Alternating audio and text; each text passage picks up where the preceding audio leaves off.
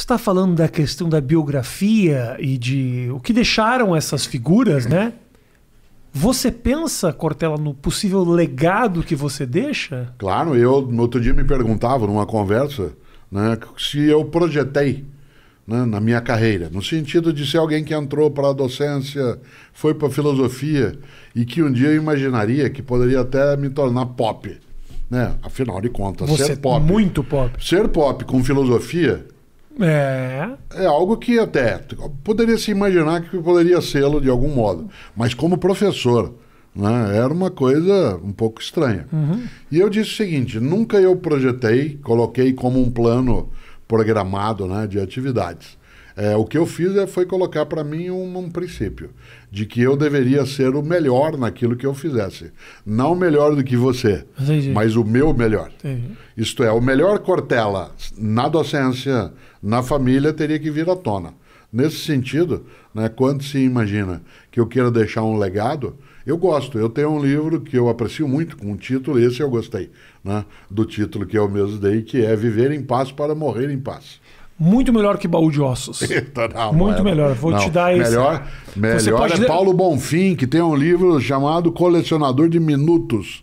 É bom esse também. Colecionador de Minutos. Não, qual era o primeiro? Qual era o do Mário Quintana? O Mário Quintana era muito bom. Calma aí.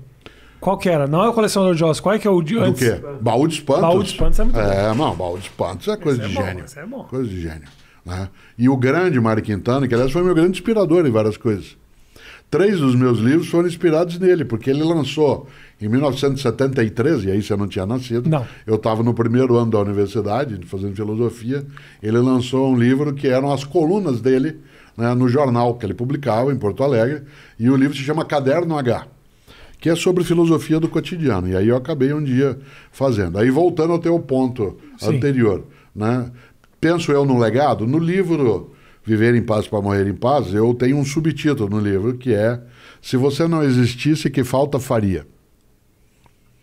Que é uma coisa a não ser, deve ser pensada... Infelizmente eu penso nisso um pouco demais. Não deve ser pensado em excesso, tem que ser pensado com moderação, jamais após beber alguma coisa, nunca em estado de tristeza, mas deve ser pensado vez ou outra.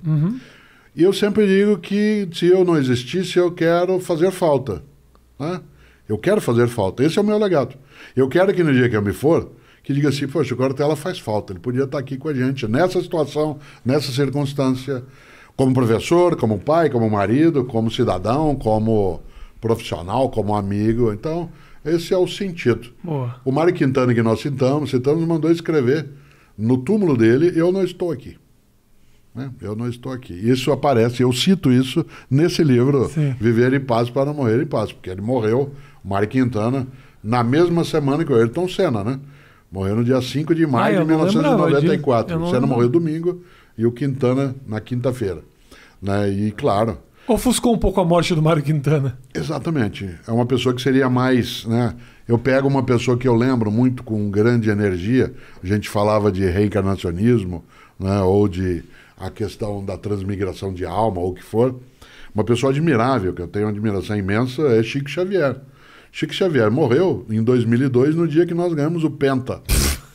Certo?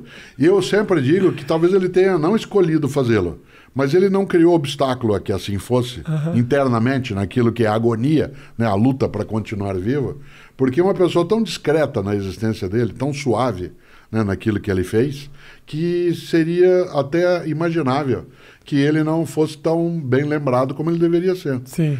Eu não sou, como disse, reencarnacionista, mas tenho uma admiração imensa, né, pelo Chico Xavier.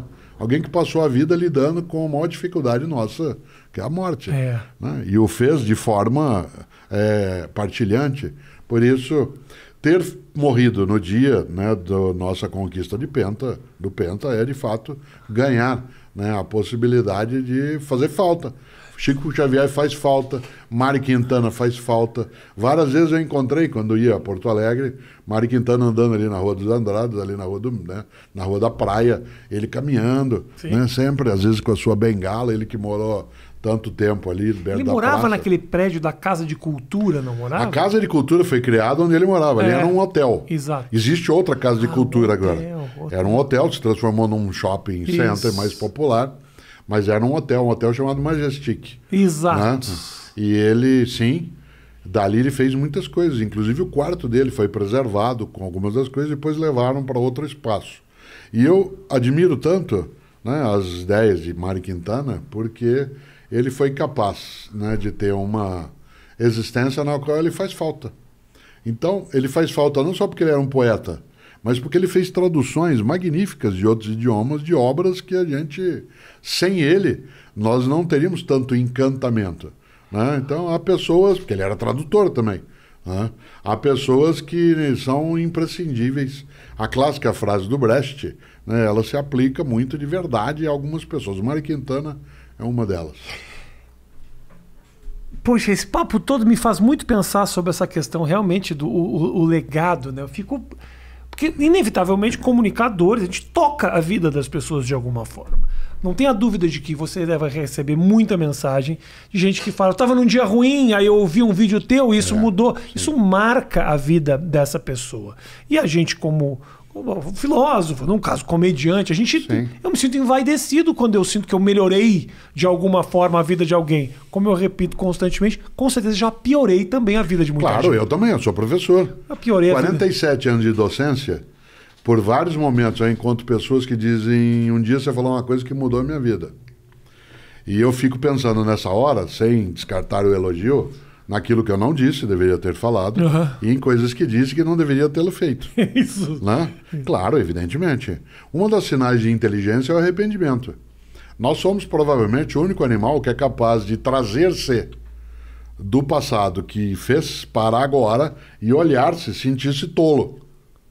A frase, eu não devia ter falado, ou eu devia ter respondido, ou como é que eu deixei ela fazer isso comigo, ou ele fazer isso comigo, isso é absolutamente no campo da nossa historicidade consciente.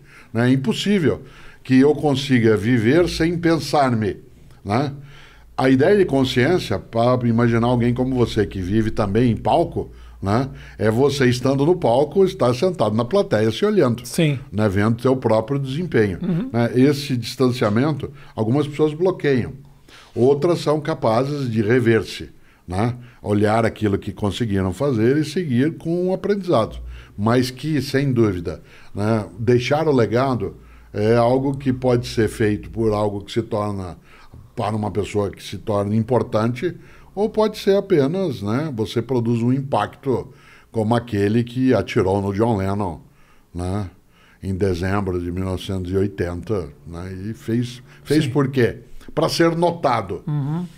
Há outras formas de ser notado. Você pode ser notado por aquilo que fez e que espalhou vida, protegeu afetos, impediu desertificações, né, das capacidades, e pode ser notado, né, por algumas pessoas que estão à tua volta, te admiram pela tua maldade. Assim? Né, aquilo que é a admiração do horror.